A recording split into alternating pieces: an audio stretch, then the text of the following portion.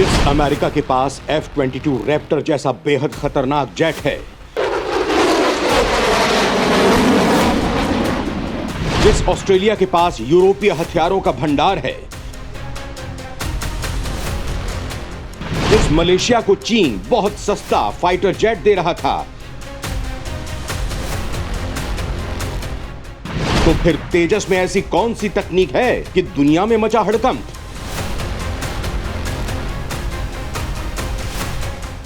क्यों भारत का तेजस दुनिया में मचा रहा है तकनीकी तूफान?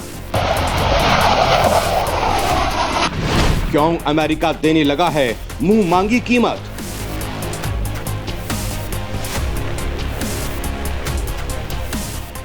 चीन में क्यों मची भगदड़? दोस्तों, जो विश्व का सुपर पावर है, जिसके पास आधुनिक हथियारों का जखीरा है, वो अमेरिका भारत की तरफ ललचाई नजरों से देख रहा है। उसकी दिन रात खुशामद कर रहा है। ऑस्ट्रेलिया में जहां अमेरिकी हथियार पटे पड़े हैं, ब्रिटेन भी जहां परमाणु पनडुब्बी की आपूर्ति कर रहा है, वो ऑस्ट्रेलिया भारत की मिन्नत कर रहा है, उसके यहां हाजिरी लगा रहा है। मलेशिया, जिसे चीन लुभाने की कोशिश कर रहा है, अपनी जीरोक्स कॉपी हथियार मुहैया कराना चाह रहा है, वो मलेशिया भी चीन नहीं, भारत के हथियारों की खेप चाह रहा है। दुश्मनों को बर्बाद करने के लिए हिंदुस्तान का शेर चाह रहा है। आखिर ऐसा क्या है भारत के तेजस में जो दुनिया इसकी मुरीद हो गई है?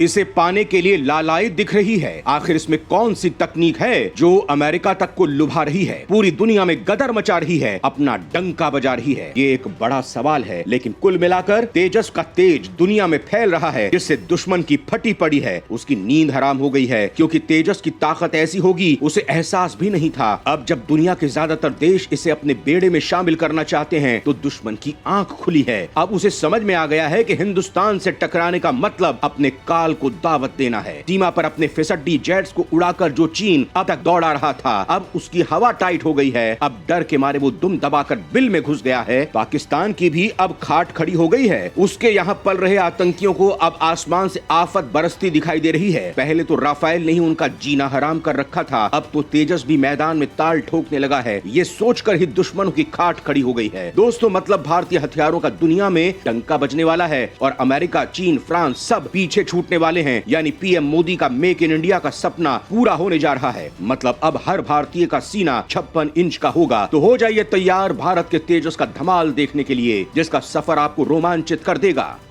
तेजस का दुनिया में बज रहा है डंका। दुश्मन की लग गई है पूरी तरह लंका।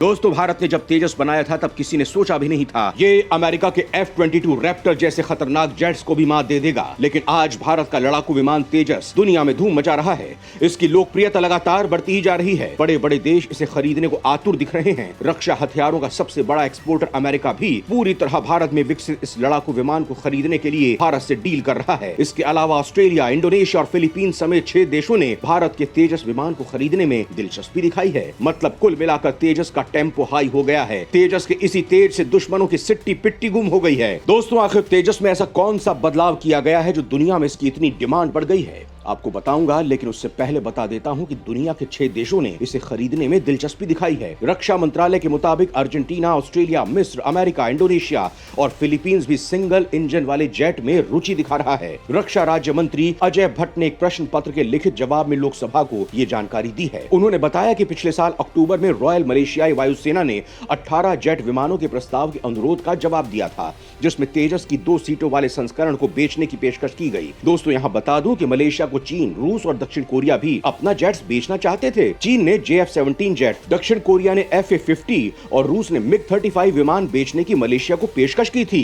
लेकिन भारत के तेजस ने सबको पीछे छोड़ते हुए मलेशिया में अपना परचम लहरा दिया। दोस्तों, एक वक्त था जब भारत विमानों को दूसरे देशों से खरीदा करता था, लेकिन अब वो अपना खुद का फाइटर जेट्स बनाकर दुनिया को बेच रहा है। दोस्तों, केवल फाइटर जेट्स ही नहीं, भारत स्वदेशी मिसाइलों की भी बिक्री कर रहा है, जिसके बारे में मैं वीडियो में आगे आपको बताऊंगा। लेकिन उससे पहले तेजस के डील को लेकर पूरी जानकारी दे देता हूँ। दोस्तों, दरअसल केंद्र सरकार विदेशी रक्षा उपकरणों पर भारत की निर्भरता को कम करने की इच्छुक है। इसके अलावा सरकार भारत में बने जेट विमानों के निर्यात के लिए कोशिशें कर रही है। इसी का नतीजा है कि आज दुनिया में तेजस की धूम है। दोस्तों, आखिर तेजस में ऐसा क्या है जो दुनिया इसकी ओर ललचाई नजरों से देख रही है? आपके मन में इसे लेकर भी सवाल उठ रहा होगा, तो चलिए पहले आपको इस सवाल का जवाब दे देता हूँ। किन किन खूबियों से लैस है तेजस? कैसे बढ़ा रहा है भारतीय वायुसेना की ताकत?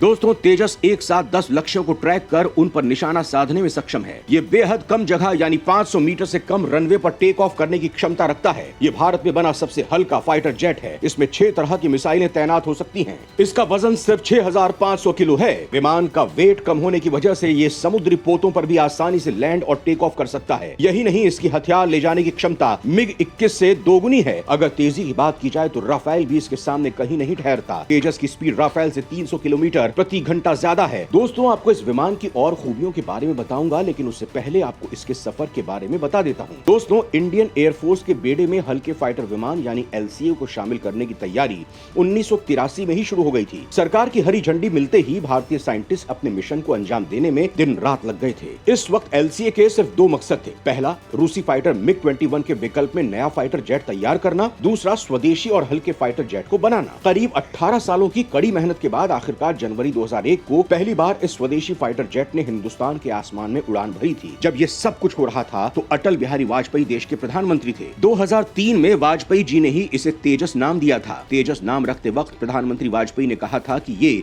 संस्कृत शब्द है जिसका मतलब चमक है। दोस्तों, इस वक्त भारतीय वायुसेना के बेड़े में जो टॉप फाइटर जेट हैं, उनमें Sukhoi Su-30 MKI, Rafale, Miraj, MiG-29 और तेजस के नाम शामिल हैं। तेजस अपनी इन खूबियों की वजह से बाकी के चारों फाइटर जेट से अलग और खास है।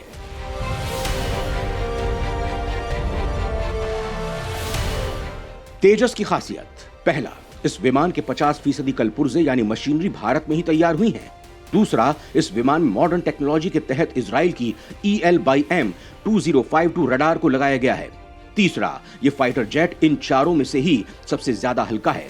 चौथा, इसकी स्पीड भारत के किसी भी फाइटर जेट से अधिक है। दोस्तों, यहां बता दूं कि साल 2016 में बहरीन इंटरनेशनल एयर शो में भाग लेने जब तेजस पहुंचा तो वो भारत के लिए एक ऐतिहासिक पल था। केवल इसीलिए नहीं कि पहली बार भारत में निर्मित ये जेट विदेशी मंच पर जा रहा था, बल्कि इसलिए भी कि शो में तेजस की उपस्थिति दर्ज होते ही पाकिस्तान ने चीन के साथ मिलकर बनाया अपना JF-17 थंडर फाइटर को शो से वापस ले लिया। पाकिस्तान नहीं चाहता था कि भारतीय तेजस की तुलना JF-17 से हो, क्योंकि वो इस बात से भली भांति परिचित था कि उनका निर्मित जेट तेजस का मुकाबला नहीं कर सकता। पाकिस्तान ने मुकाबला करने से पहले ही हार मान ली थी। इस एरो शो से पीछे हटने के लिए उन्हें बहरीन के अधिकारियों को भारी जुर्माना देना पड़ा था। ये भारत के लिए एक बहुत बड़ी जीत थी, क्योंकि तेजस चीनी JF-17 से कहीं बेहतर था, न केवल प्रदर्शन में बल्कि हर पहलू में। MiG-21 विमानों को बदलना चाहती है सरकार। स्वदेशी उपकरणों के निर्माण पर दिया जा रहा जोर।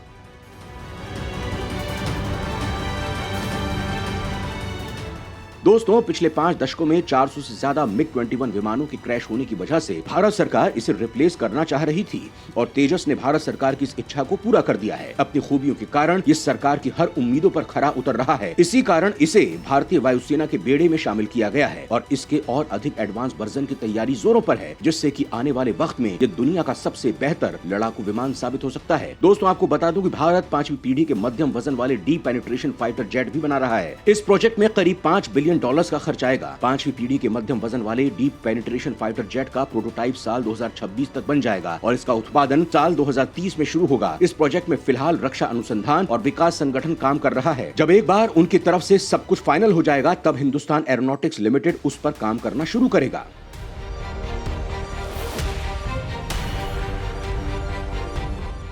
दोस्तों, आत्मनिर्भर भारत के नारे का परिणाम अब जमीन पर दिखने लगा है। वैसे तो भारत हर क्षेत्र में आत्मनिर्भर हो रहा है, लेकिन रक्षा क्षेत्र में उसकी उपलब्धियां लगातार बढ़ रही हैं। भारत आज रक्षा उत्पादन में लगातार आत्मनिर्भरता हासिल करने की ओर अग्रसर है और आज हमारी सेनाएं जितनी सक्षम हैं, उतनी पहले कभी नहीं रही।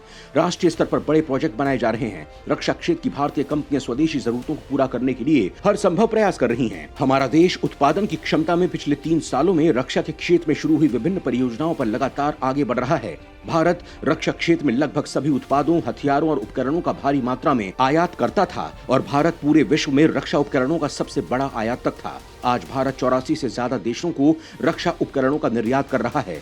आज देश की कई सरकारी और निजी क्षेत्र की कंपनियां विश्व स्तर के उपकरण बना रही हैं और उनके लिए विदेशी बाजारों के दरवाजे खुल चुके हैं। 30 दिसंबर 2020 को आत्मनिर्भर भारत योजना के तहत केंद्र सरकार ने स्वदेशी मिसाइल आकाश के निर्यात को मंजूरी दी थी। आकाश मिसाइल अब भारत की पहचान बन गई है। कई देशों ने आकाश मिसाइल खरीदने में अपनी रुचि दिखाई है। आकाश मिसाइल के साथ साथ कई अन्य देशों ने तटीय निगरानी प्रणाली, रडार और एयर प्लेटफॉर्म्स को खरीदने में रुचि दिखाई है। भारत अब फिलीपींस, वियतनाम और इंडोनेशिया आदि देशों को ब्रह्मोस मिसाइल भी निर्यात करने की तैयारी कर रहा है। सऊदी अरब, संयुक्त अरब अमीरात और दक्षिण अफ्रीका ने भी भारत से ब्रह्मोस मिसाइल खरीदने में अपनी रुचि दिखाई है।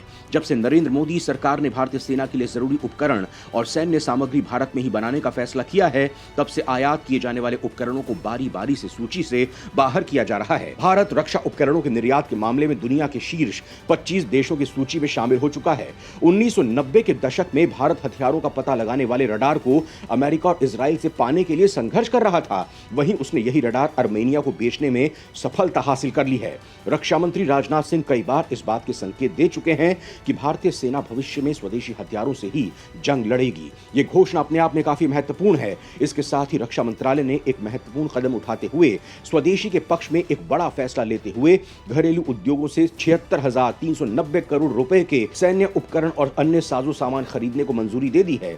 रक्षा मंत्री राजनाथ सिंह की अध्यक्षता वाली रक्षा खरीद परिषद ने 36,000 करोड़ की अनुमानित लागत से अगली पीढ़ी के कॉरवेट्स की खरीद को भी मंजूरी दी थी। कॉरवेट्स एक तरह का छोटा जहाज होता है जो निगरानी और हमले समेत विभिन्न भूमिकाओं के लिए काफी उपयोगी है। कॉरवेट्स का निर्माण भारतीय नौसेना के लिए इन हाउस डिजाइन के आधार पर किया जाएगा और इसके लिए पोत निर्माण की नवीनतम तकनीक का इस्तेमाल होगा। स्वदेशीकरण को बढ़ावा देने के मकसद से रक्षा खरीद परिषद ने हिंदुस्तान एरोनॉटिक्स लिमिटेड द्वारा डॉनियर विमान और Su-30 MKI एरो इंजन के निर्माण के प्रस्ताव की भी मंजूरी दे दी है। रक्षा खरीद परिषद ने भारतीय थल सेना के लिए दुर्गम क्षेत्रों के अनुकूल ट्रक, विशेष टैंक आदि के साथ टैंक रोधी निर्देशित मिसाइल और अन्य हथियारों की घरेलू स्रोतों से खरीद के लिए नई मंजूरी दे दी है। दोस्तों, कुल मिलाकर कहा जाए तो डिफेंस सेक्टर में मेक इन इंडिया की धूम मची हुई है। डिफेंस इंडस्ट्री को बढ़ावा देने के लिए वित्त वर्ष 2021-22 में रक्षा मंत्रालय ने देसी कंपनियों से 64% खरीद का लक्ष्य तय किया था। रक्षा मंत्रालय ने इस लक्ष्य को न सिर्फ पूरा किया बल्कि उससे ज्यादा खरीद की। रक्षा मंत्रालय ने वित्त वर्ष की समाप्ति पर अपने कुल बजट के 65.50% खरीद भारतीय उद्योगों से की है। इस बात की उम्मीद है कि भारत के डिफेंस क्षेत्र से जुड़ी तकनीक जल्द अब ग्लोबल होने जा रही है।